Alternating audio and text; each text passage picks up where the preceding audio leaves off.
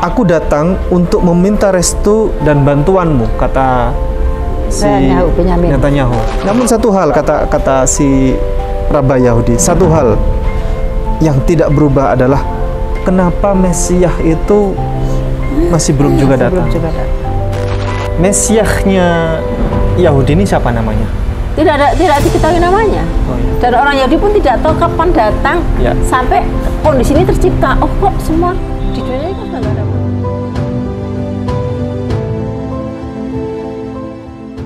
Assalamualaikum warahmatullahi wabarakatuh. Waalaikumsalam. Alhamdulillahi wa kafa, wassalatu wassalamu ala nabiyil mustafa wa ala alihi wa sahbihi asnaqi wal wafa. Asyhadu an la ilaha illallah wahdahu la syarikalah wa asyhadu anna Muhammadan abduhu wa rasuluhu la nabiyya ba'dah. Allahumma salli ala nabiyyina Muhammad wa ala alihi wa ashabihi ajma'in, amma ba'd. Alhamdulillah, malam yang indah hari ini kami silaturahim bersama di Taman Wisata Sengkaling. Direkturnya Ustadz Dr. Mohyi ini. Ini milik kampus Universitas Muhammadiyah Malang.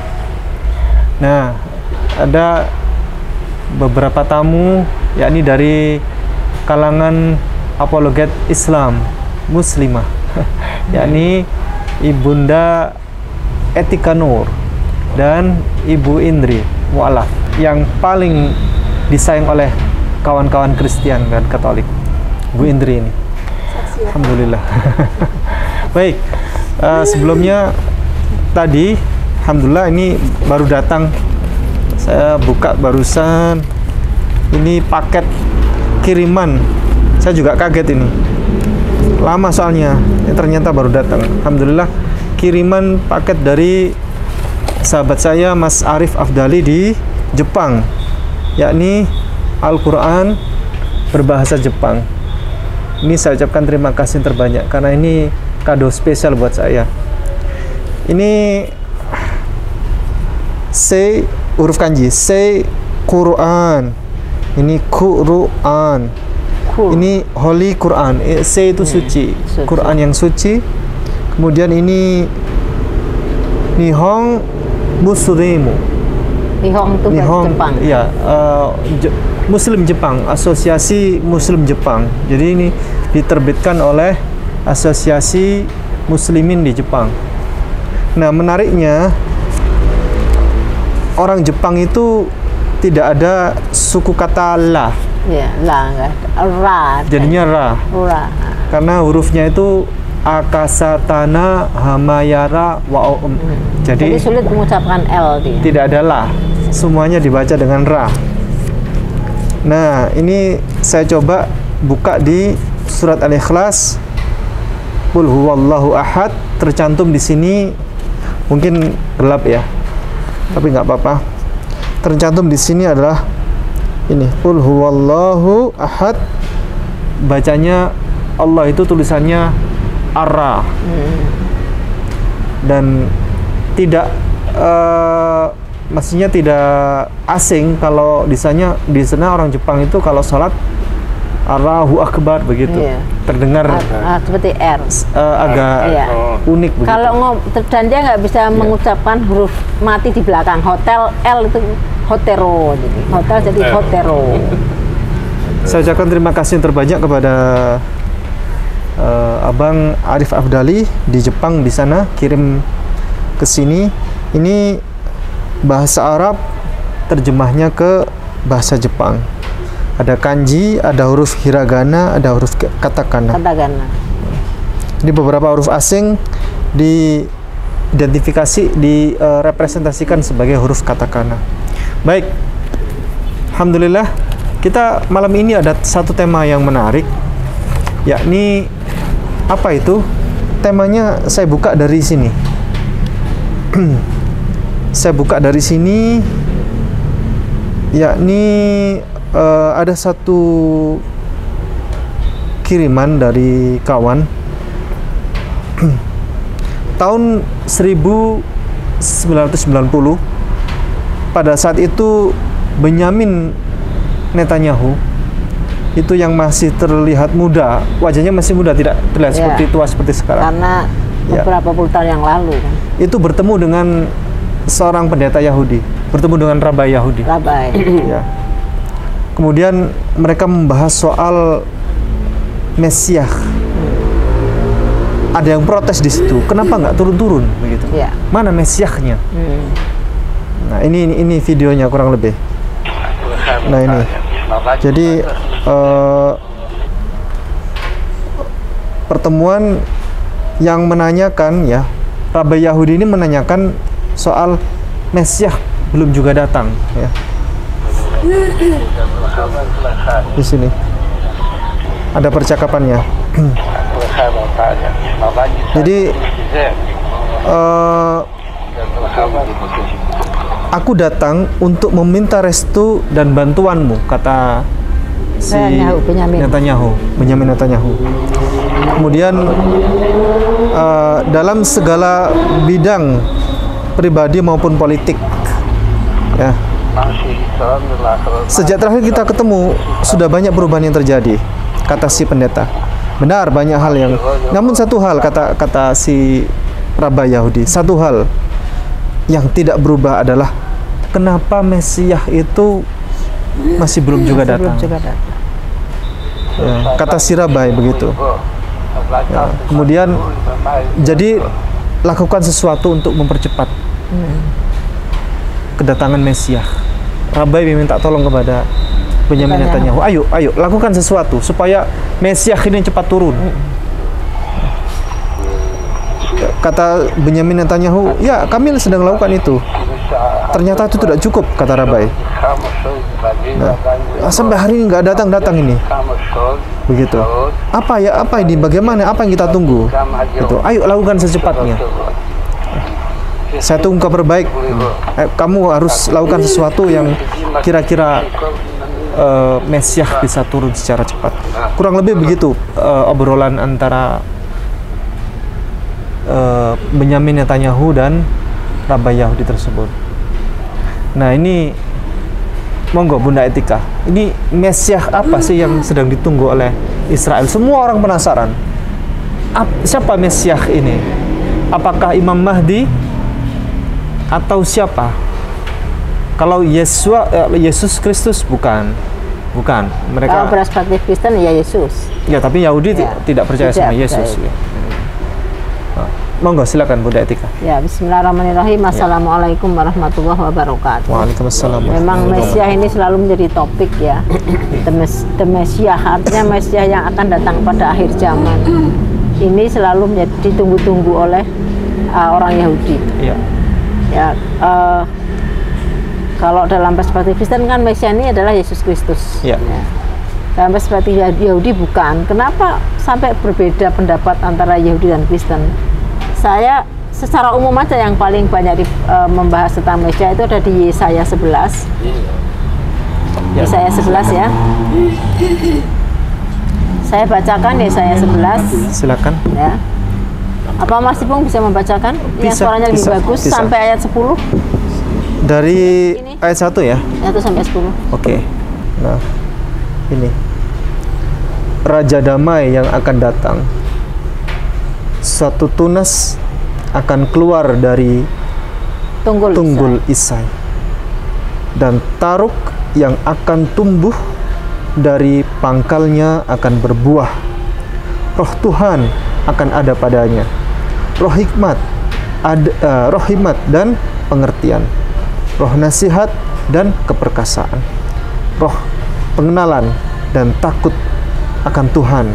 Ya, kesenangannya ialah takut akan Tuhan. Ini seperti puisi ini.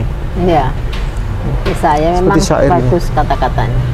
Ia tidak akan menghakimi dengan sekilas pandang saja atau menjatuhkan keputusan menurut kata orang, tetapi ia akan menghakimi orang-orang lemah dengan keadilan dan akan menjatuhkan keputusan terhadap orang-orang yang tertindas di negeri dengan kejujuran. Ia akan menghajar bumi dengan perkataannya seperti dengan tongkat, dan dengan nafas mulutnya ia akan membunuh orang fasik. ia tidak akan menyimpang dari kebenaran dan kesetiaan. Seperti ikat pinggang tetap terikat pada pinggang. Serigala akan tinggal bersama domba, dan macan tutul akan berbaring di samping kambing. Anak lembu dan anak singa akan makan rumput bersama-sama, dan seorang anak kecil akan menggiringnya. Lembu dan beruang akan sama-sama makan rumput, dan anaknya akan sama-sama berbaring, sedang singa akan makan jerami seperti lembu. Anak yang menyusu akan bermain-main dekat liang ular tedung, dan anak yang cerai susu akan mengulurkan tangannya ke sarang ular beludak. Pinter ini bikin kata-kata ini. Iya, Jadi bagus, kan? anak yang sudah lepas dari susu, sudah disapi. sapi, itu bahasanya cerai susu katanya. Ya, cerai susu. Ya. Baik. Tidak ada yang akan berbuat jahat atau yang berlaku busuk di seluruh gunungku yang kudus, sebab seluruh bumi penuh dengan pengenalan akan Tuhan, seperti air laut yang menutupi dasarnya. Maka pada waktu itu Taruk dari pangkal Isai akan berdiri sebagai panji-panji bagi bangsa-bangsa. Dia akan dicari oleh suku-suku bangsa, dan tempat kediamannya akan menjadi mulia. Sampai Sudah 10 ya. 10. Jadi yang pertama kan kita jelas suatu tunas akan keluar dari tunggul Isai. Si Isai ini siapa? Isaya. Sebetulnya. Yesaya? Isai ini ayah Daud. Bukan Yesaya. Ayah bukan. Isai itu ayah Nabi Daud. Kalau Isaiyah berarti Yesaya. Tapi Yesaya. kalau Isai, Isai ayah Nabi Daud. ayahnya Nabi Daud. Jadi maksudnya Mesias ini nanti Saya ayahnya Yakub. ayahnya Daud.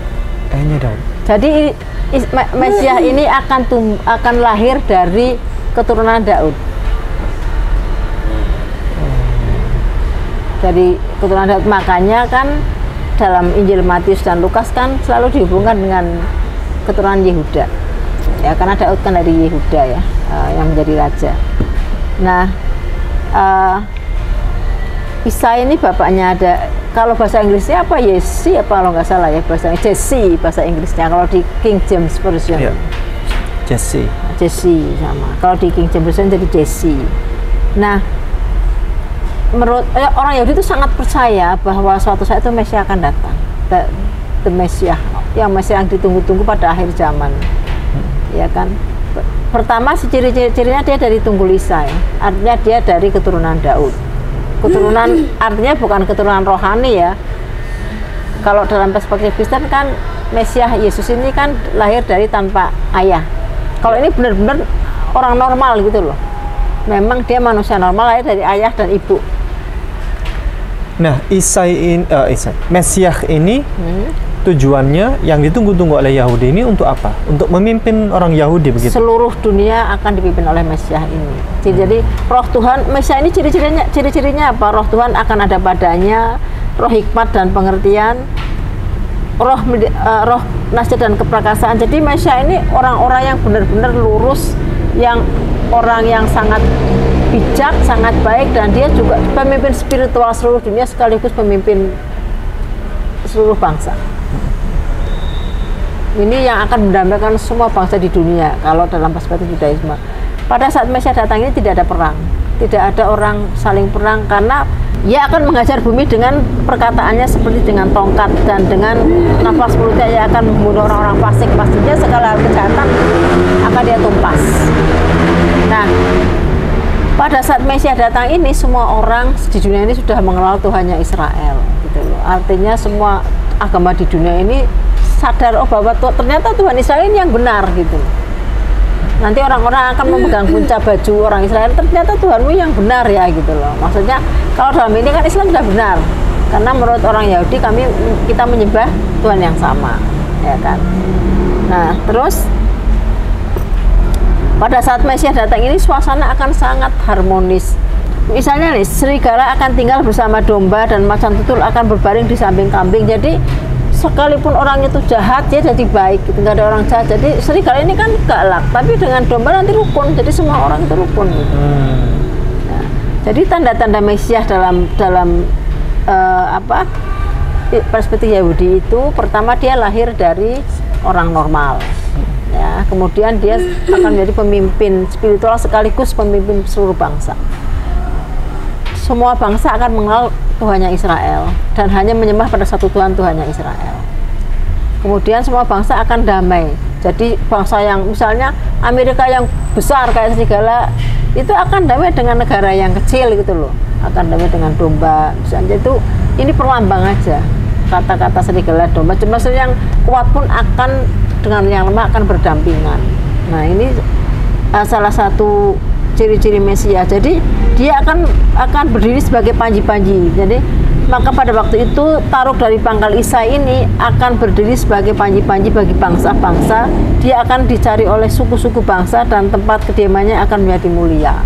Nah, jadi pada saat Mesias datang ini betul-betul kenapa ditunggu-tunggu? Karena semua dunia itu damai, seluruh dunia itu tidak ada perang. Semua misalnya pada satu Tuhan yang sama, sehingga tidak ada orang yang bertengkar karena agama gitu loh. Nah, dan yang satu lagi akan bait suci yang ketiga akan dibangun. Sekarang kan orang Yahudi nggak punya bait suci kan, karena bait suci yang kedua sudah dihancurkan dan sekarang tinggal tembok barat. Nah pada saat Mesias datang itu bait suci yang ketiga kan dibangun. Jadi orang Yahudi itu tidak, iya. Bunda Etika, pada para penonton tentang bait suci pertama itu yang mana, bait suci yang kedua yang mana, yang ketiga yang mana?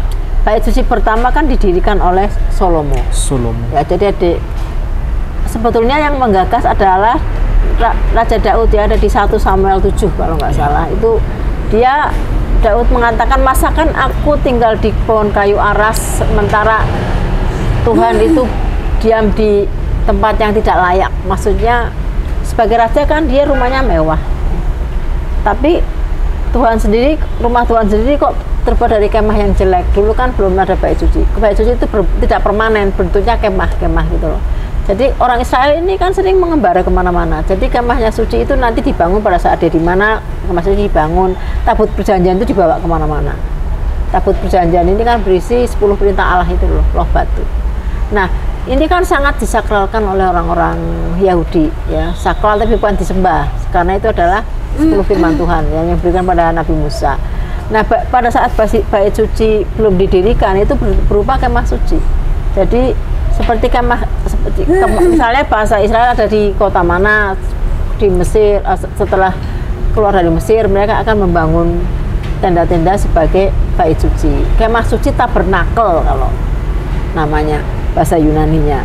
Nah pada saat itu Nabi Daud punya, Raja Daud, King Daud punya harus dibangun. Cuma Tuhan tidak boleh, masakan kamu yang membangun rumahku, kata Tuhan. Padahal tanganmu penuh darah. Tanganmu kotor, penuh darah. Maksudnya Daud ini kan banyak perang dengan musuh-musuhnya. Perang karena menghabisi musuh, ya. Banyak membunuh tapi karena perang, bukan membunuh dengan sengaja. Jadi kamu nggak pantas membangun rumah. Nanti anakmu Salomo yang akan membangun rumah bagiku. Nah, jadi Nabi Sulaiman inilah yang membangun bait suci pertama. Megah kan, megah sekali. Itulah bait suci, Baitul Maqdis, kita mengatakan Haikal Salomo karena itu disebut juga dengan Haikal Salomo.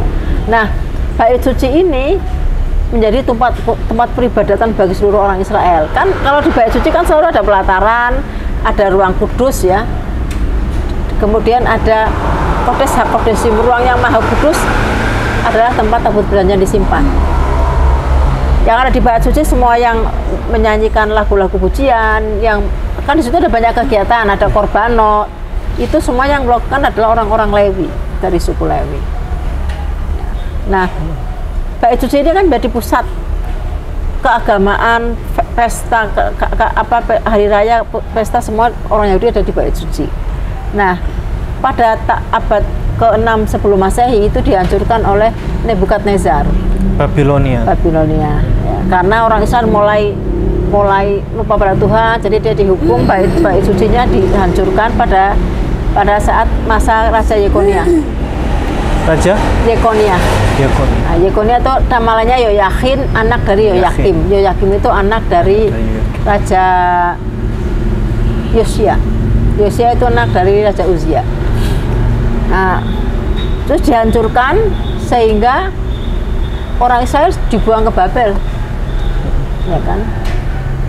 Kemudian setelah itu diselamatkan oleh Kores, ya, Cyrus bahasa Inggrisnya itu, waktu jadi raja orang Yahudi dikembalikan ke Israel, kemudian bait suci yang kedua dibangun gitu loh. Dari nanti itu dibangun lagi. Dibangun oleh Kores ini. Kores ya pada saat itu. Kalau bahasa Inggrisnya itu abad Cyrus. CYRUS ya. Kalau nggak salah abad ke-5 sebelum Masehi. Tepatnya saya kurang hafal, tapi dibangun lagi bait suci yang kedua. Kemudian mereka sudah mulai mengenal Tuhan lagi. Selalu kan ada korbanot nih. Korbanot itu kan korban bakaran, menyembelih domba, menyembelih sapi, itu kan korbanot. Kemudian pada saat dinasti Hasmonian kan kerajaan Israel berdiri lagi. Kemudian pecah lagi menjadi dua karena yang satu di bawah otoritas Syria, yang satunya Roma. Nah, pada saat tahun 70 itulah bait suci yang kedua itu dihancurkan oleh Raja Titus, anak dari Vespasianus, ya. Dan disisakan tembok barat yang saat ini ada gitu loh. Jadi bait sucinya terus loh batunya kemana? Tabut perjanjian itu kan, yang berisi bentuknya kerubim itu, yang ada 2 malaikat itu kan kemana-mana kan mereka akan memanggul gitu kalau sebelum ada bait suci. Nah, itu sampai sekarang masih misteri di mana keberadaannya. Nah, bait suci yang kedua ini kan sudah hancur, tinggal tembok barat. Kenapa orang Yahudi itu kalau sembahyang di depan tembok itu bukan berarti temboknya, karena itu kan bait suci mereka. Kayak kita Ka'bah kita ya, walaupun tinggal tembok barat tetap. Nah, sekarang kan mereka nggak punya bait suci, sehingga orang-orang Yahudi yang Masoret ya, bukan yang Samaritan ya, yang Samaritan masih punya bait suci di Har Gerizim, ya kan? Nah, itu mereka itu sudah tidak ada korbanot lagi. Semua mitzvot Torah, perintah-perintah Torah yang berhubungan dengan bait suci otomatis tidak ada. Nah, orang Yahudi kan nggak punya bait suci saat ini sampai sekarang. Nah, nanti pada masa Masiah datang itu bait suci yang ketiga dibangun. Bentuknya seperti apa ada di Yeskel 40 sampai 42, dinubuatkan oleh Yeskel dalam kitab Yeskel 40 sampai 42. Nah, sampai sekarang orang Yahudi masih menunggu karena mereka menginginkan tentunya seluruh dunia damai, dipimpin oleh Mesias ini kan gitu. Ini sama seperti Judaisme. Jadi makanya, yang akan membangun bait suci ketika itu adalah Mesias yang akan datang. Jadi kalau bedanya dengan Kristen kan Yesus adalah Mesias. Tapi kan pada saat Yesus datang kan justru Yahudi dalam jajahan Roma, dan tidak ada dibangun bait suci ketiga. Dan juga tidak semua bangsa dunia menyembah Tuhan yang sama kan gitu. Ya, baik. Ya. Baik. Mesiasnya Yahudi ini siapa namanya? Tidak diketahui namanya. Oh, ya. Dan orang Yahudi pun tidak tahu kapan datang, tidak tahu datangnya kapan. Ya. Sampai kondisi ini tercipta. Oh, kok semua di dunia ini kan sudah nggak ada perang ya. Oh, ternyata kok semua satu orang ini ternyata memimpin seluruh dunia gitu loh, berpengaruh. Oh, ternyata bait suci ketiga. Oh, berarti dialah yang sekarang memimpin Israel, dia Mesias kita gitu loh. Kalau zaman bait suci kedua kan masih ada pemimpin spiritual. Bait suci pertama itu kan masih ada pemimpin spiritual, masih ada Musa, pemimpin spiritual bangsa Israel. Yang paling besar adalah suku Harun kan, yang menjadi Kohen Gadol kan harus suku Harun saat itu ya. Jadi Mesias ini akan memimpin seluruh umat manusia, termasuk Muslim dipimpin, iya, menurut mereka ya? Menurut mereka, perspektif mereka, dan orang itu hanya akan menyembah satu Tuhannya Yahudi. Ternyata inilah Tuhan yang benar gitu loh. Mereka akan memegang punca baju orang Yahudi. Ya. Gitu. Baik. Ya, silakan. Yang bisa menanggapi ini Ustadz Dr. Mohye, Mesias ini. Mari Ustadz, silakan dulu di sini. Kalau versi Islam, Israel akan hilang. Iya, akan dihancurkan. Iya, akan hilang. Dengan turunnya Nabi Isa yang kedua kalinya gitu versinya. Memang kalau menurut saya kepercayaan masing-masing agama Islam, Kristen dan Yahudi kan berbeda. Kalau saya kok kalau terkait dengan ini ya, kalau kita hubungkan dengan kejadian Palestina dengan Israel ini ya, kok saya melihat tidak hanya sekedar itu menurut saya. Tidak hanya sekedar harapan orang Yahudi terkait datangnya Mesias itu. Tetapi kalau dilihat dari sejarah mulai berdirinya negara Israel kan tahun 48 itu ya. Ternyata juga dan gejolak-gejolak yang muncul di negara Israel sendiri kan ada Yahudi yang berbeda, mungkin itu etika ya. Oh iya, ada beda pendapat antara saya sedikit aja membaca itu. Ternyata di situ ada Zionis ya, Yahudi Zionis dan Yahudi murni maksudnya. Ya, Zionis itu gerakan politik. Ya. Yang mendukung Zionis yang Lah, Zionis ini yang dulu dari Eropa itu, orang yang kena Hitler, zaman Hitler itu, yang kena Holocaust itu. Ya, itu dibantu oleh Inggris, ya, dibantu oleh negara Inggris untuk tinggal di negara bagian Palestina itu, yang dulunya diterima. Terus saya melihat yang ini, ya, ini gerakan dari Zionis untuk istilahnya untuk menghilangkan ini, untuk menghilangkan orang-orang Palestina gitu ya. Dan saya juga melihat ditambah lagi dari gerakan Amerika dan Eropa ada kepentingan ekonomi. Saya orang ekonomi ya. Ada kepentingan ekonomi terkait ini ya. Dimana kalau kita lihat Amerika ini kan sudah menancapkan ini di negara-negara Timur Tengah. Mereka sudah membuat pangkalan-pangkalan militer ya. Pangkalan militer di negara-negara Timur Tengah termasuk Arab Saudi, di Turki, kemudian ya itu di Kuwait sama Irak itu. Ya. Jadi ini ada banyak kepentingan yang saling terkait. Kalau Israel ini mungkin menang, akan tambah kuat bagi Amerika dan Eropa untuk mencengkerama negara-negara Arab yang kebutuhan negara-negara Amerika dan Eropa sangat tergantung pada minyak. Betul. Pada minyak. Sebenarnya kelemahan Amerika dan Eropa itu kalau minyak di stop sudah kalang kabut mereka itu. Mungkin saling tengkar sendiri mereka itu. Ya. Jadi Amerika dan Eropa ini antar orang yang berkepentingan di dalamnya, terus di dunia industri itu kan kalang kabut mereka kalau. Jadi ada banyak kepentingan terkait ini. Ya. Kepentingan Amerika dan negara-negara Eropa termasuk Inggris terutama untuk mereka itu istilahnya mempertahankan diri agar jangan sampai negara-negara Arab ini bersatu, sehingga kalau dia bersatu akan menghambat kepentingan Amerika Eropa. Makanya kalau kita amati Amerika dan Eropa itu dia itu sangat takut jika ada orang negara-negara Arab yang muncul.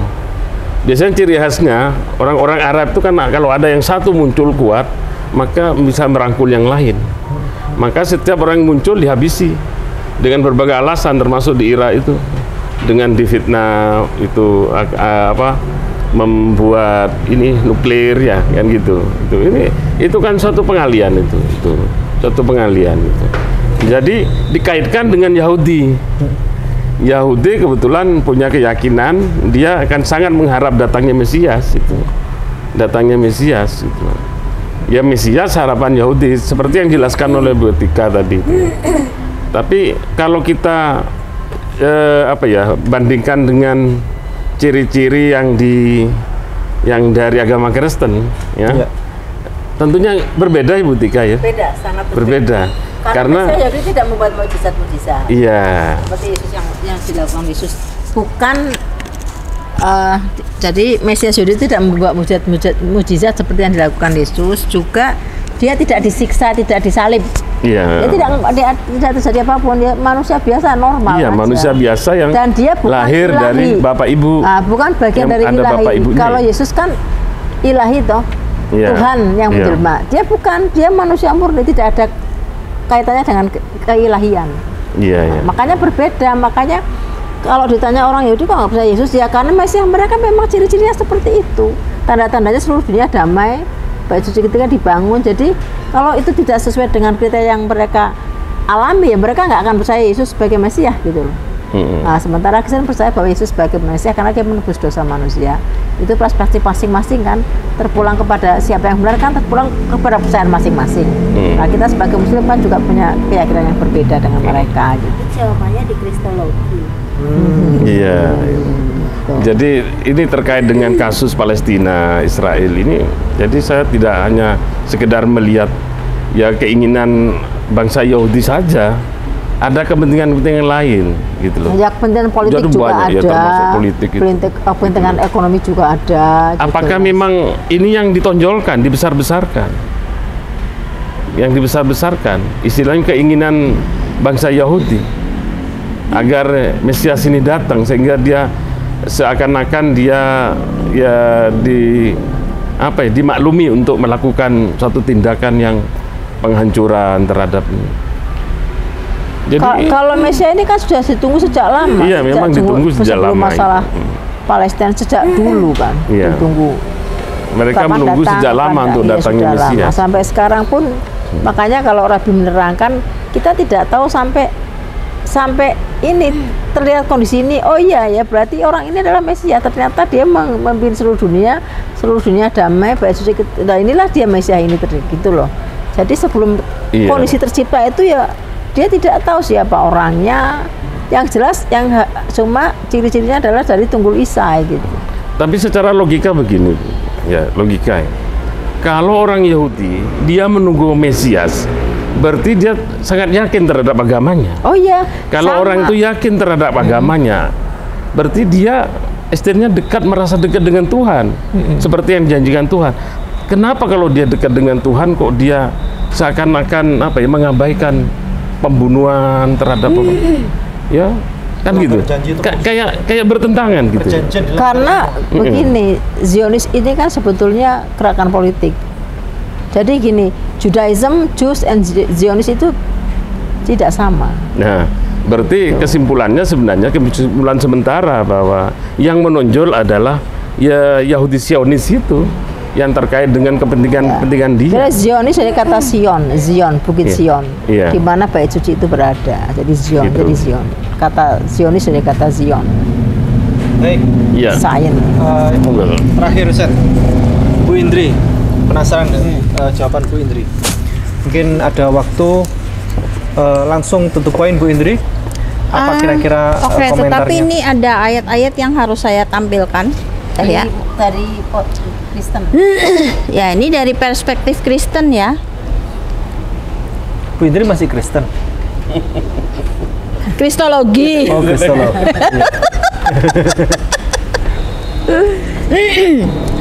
Jadi kalau dilihat tadi dari Ibu Etika membaca di Yesaya 11, ini ayat 1 dikatakan suatu ranting akan keluar dari tunggul Isai, sebuah tunas dari akarnya akan berbuah. Jadi ini tunas Isai. Isai memperanakan Daud.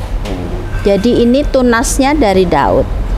Baik, kita baca Wahyu 22 ayat 16 ya, ini to the point.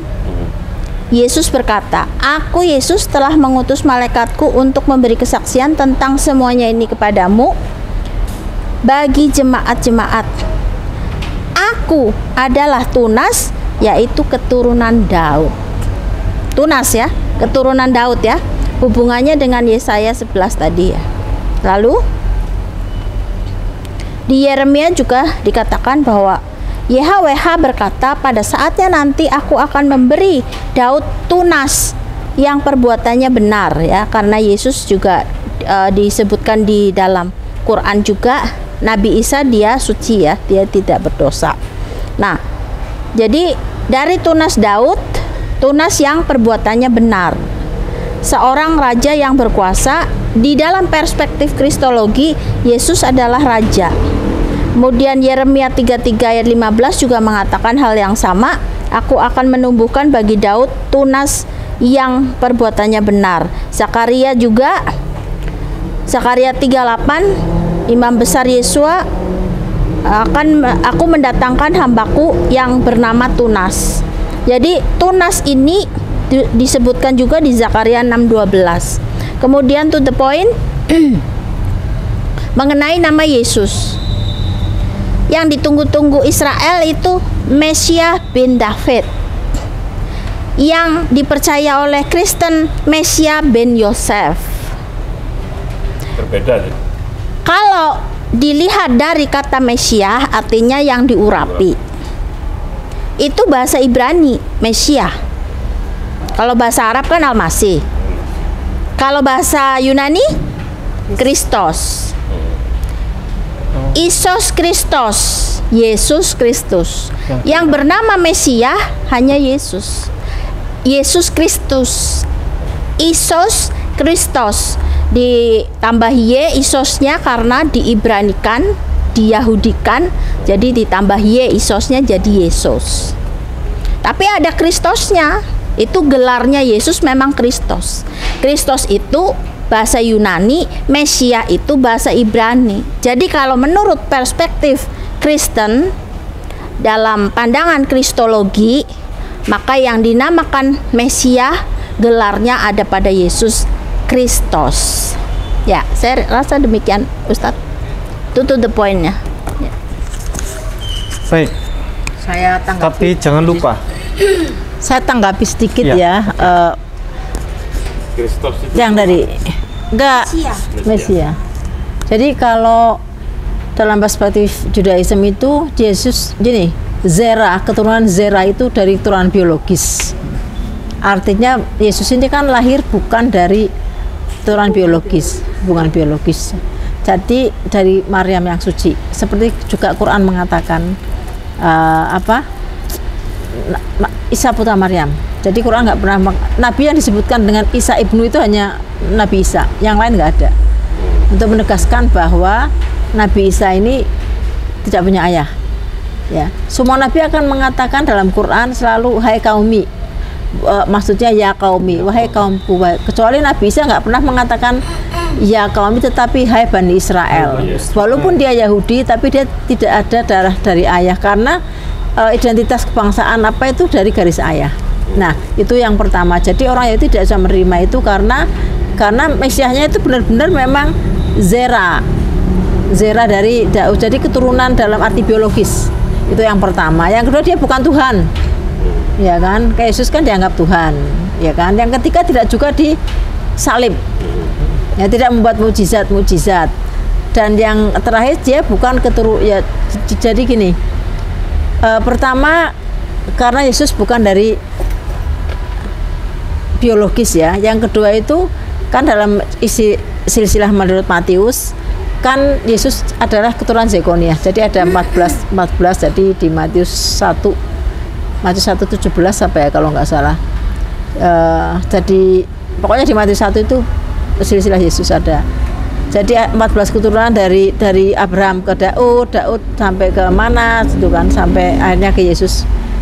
Itu sebetulnya di situ ada Raja Yekonia. Ada Raja Yekonia itu adalah raja yang dikutuk dalam Yeremia. Itu tidak akan ada keturunannya yang akan jadi raja. Jadi Mesias ini raja betul. Jadi kalau dalam istilah Kristen kan Mesias itu Yesus kan rajanya bukan raja yang memerintahkan. Yesus kan raja dalam arti spiritual. Nah, kalau dalam Mesias Yahudi itu Mesiasnya ya memang Mesias yang punya pemerintahan gitu loh, kayak Daud ya benar-benar raja gitu. Jadi kayak Salomo ya benar-benar raja dan Itu nanti dijawabnya dari saksi Yehova. Dan Mesias itu sendiri, ini sampai seperti Yahudi ya. Dan Mesias itu sendiri itu banyak dalam kitab Perjanjian Lama kan. Ada Cyrus juga Mesias, Nabi Daud juga Mesias, imam-imam yang diurapi juga Mesias gitu. Jadi Mesias ini banyak. Tetapi yang ditunggu itu Mesias akhir zaman gitu loh. Nah, dalam perspektif Yahudi itu Mesiasnya memang begitu, dia bukan Tuhan. Kalau yang namanya itu nggak bisa. Jadi dia juga tidak lahir dari perawan. Nah, yang jelas tidak ada orang itu nggak percaya itu. Percayanya ya dia Mesias ini lahir dari bapak ibu yang benar-benar bapak ibu dan punya pemerintahan, benar-benar pemerintah gitu loh, benar-benar mengatur pemerintahan bangsa-bangsa ini, tidak pemerintahan rohani gitu loh. Iya. Baik. Nah, jadi jelas bedanya di situ. Jadi kalau saya amati, berarti kesimpulan apa yang dijelaskan oleh Bu Indri ini, Mesias yang diharapkan oleh Yahudi itu berbeda sebenarnya ya dengan Sangat berbeda yang dipahami Kristen. yang diungkapkan dari ajaran Kristen. Ya, Bukan Yesus itu. bukan. Kalau Nah, menurut Yahudi bukan. kalau di Islam kan ada Imam Mahdi dan juga Imam Mahdi ya, dan juga ada Nabi Isa yang akan turun kembali kedua kalinya. Apa mungkin yang sama dengan Yahudi Imam Mahdi itu mungkin? Apa gimana? Menurut Bu barangkali, Indri? iya. Barangkali coba ini aja ya. ditambah.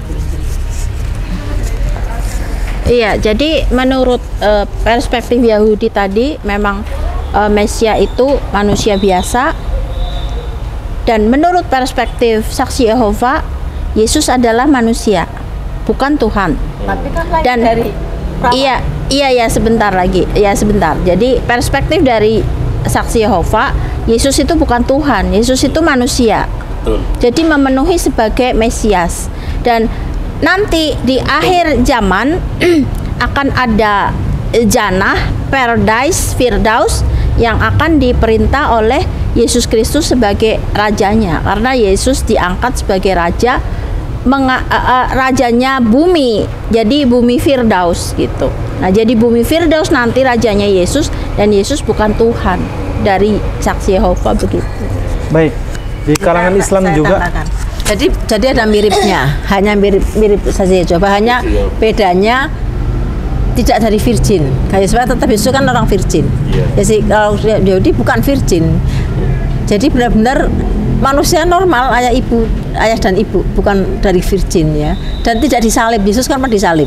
Iya. Ya, jadi akan berbeda. Dan bait suci ketika akan dibangun, ya kan, dan dia dari Tunggul Isai. Dari Tunggul Isai artinya gini, zera, keturunan biologis, bukan keturunan dari tidak biologis kan. Keturunan kan dari garis ayah seperti disebutkan dalam Bilangan 1:18. Yang disebut keturunan itu harus dari garis ayah, karena Yesus gak punya ayah, ya dia bukan keturunan Yehuda juga menurut perspektif Yahudi gitu loh. Ya kalau toh Lukas mengatakan bahwa oh iya Yesus dia mengambil, kalau dalam Matius kan kalau kamu paksa-paksa ambil dari keturunan Yehuda, toh Yekonia sudah dikutuk. Kalau Lukas beda lagi, dia mengambil dari garis Daud, Salomo, tapi Nathan, bukan dari Salomo, dari Nathan. Nathan kan anaknya Daud juga. Jadi loh, ini keturunan Daud, tapi kan tidak bisa karena dalam 1 Tawarikh 9:10 kalau nggak salah ya, 1 Tawarikh 29:10 saya kemarin sudah saya lihat itu, pokoknya dalam 1 Tawarikh hak eksklusif untuk memegang kerajaan Israel yang nanti juga Mesias yang akan dibangun Mesias ada pada Salomo, seperti disebutkan dalam Tawarikh. Jadi Tuhan itu memberikan hak eksklusif Salomo dan keturunan semuanya, sama dengan hak eksklusif yang diberikan untuk jadi Raja Inggris itu dari Pangeran Williams, bukan Pangeran Harry gitu loh. Jadi kalau Lukas mengatakan dari garis Nathan itu dia bisa bertentangan dengan 1 Tawarikh, bahwa Tuhan mengatakan hanya dari keturunan Salomo dan keturunannya selamanya akan kerajaanku akan tetap tegak dan jaya gitu, dari keturunan Salomo. Jadi kalau dari keturunan Nathan ya nggak bisa, dari keturunan Hari ya nggak bisa. Nah itu pertama, apalagi keturunannya bukan zera, bukan keturunan biologis gitu. Orang Yahudi kan tidak percaya pada hal-hal yang tidak itu, semua dari keturunan biologis, karena semua keturunan kan mereka dari garis ayah. Nah itu sudah berbeda. Ya miripnya mungkin dia sebagai manusia, tetap manusianya tidak seperti Yesus gitu loh. Nah, makanya mereka nggak percaya gitu. Dan they have the reasons, dan kita memang hargai itulah kepercayaan mereka. Orang Islam juga percaya Yesus, orang Islam juga percaya yang lain, karena kan begini, everybody has his own reason to believe in what they believe and he or she believe. Jadi semua orang kan punya alasan untuk percaya. Kalau Rabi bilang gini, etika, dia sambil pegang tanah, kamu percaya Quran, saya percaya tanah seperti kamu percaya Quran. Jadi dia percaya bahwa Mesias itu pasti akan datang, dan dia percaya bahwa itu bukan Yesus karena ciri-cirinya tidak. The zera itu jelas, karena dia paham bahasa Ibrani, zera itu harus dari biologis gitu, ya kan. Sementara orang Kristen mengatakan Yesus. Orang Yahudi kenapa jedok-jedok di tembok, wong Mesias sudah datang kok nunggu-nunggu terus kan gitu. Padahal jelas-jelas beda cirinya, tidak ada mukjizat, tidak ada disalib, tidak datang bolak-balik. Jadi Mesias itu akan datang cuma sekali pada saat itu, tidak sudah datang nanti datang lagi gitu loh Yesus. Nah, itu ya kira-kira Baik, bedanya di rehat sana. sejenak, Bunda Etika. Baik, terima kasih. Jadi begini, di Islam pun ada yang percaya bahwa suatu ketika nanti Yesus akan turun. Ada yang tidak percaya Ya, betul. bahwa Yesus itu akan turun. Begitu. Ya. Ada yang percaya dan tidak. Dan di Islam itu hukumnya tidak mempengaruhi keimanan. Ya, karena memang Ya. saya hanya hadis. Dan tidak merusak syahadat, baik yang percaya maupun yang tidak percaya. Dan jangan lupa, ada satu lagi Mesiah yang lupa untuk kita bahas dan tidak ada yang membahas, yakni setiap kali kita berdoa di akhir dari tahiyat akhir, Bismillahirrahmanirrahim, Allahumma inni a'udzubika min adzabi jahannam wa min adzabil qabr wa min fitnatil mahya wal mamat wa min syarri fitnatil masihid dajjal. Al-Masih ad-Dajjal. Demikian, terima kasih. Barakallahu fikum. Assalamualaikum warahmatullahi wabarakatuh. Waalaikumsalam.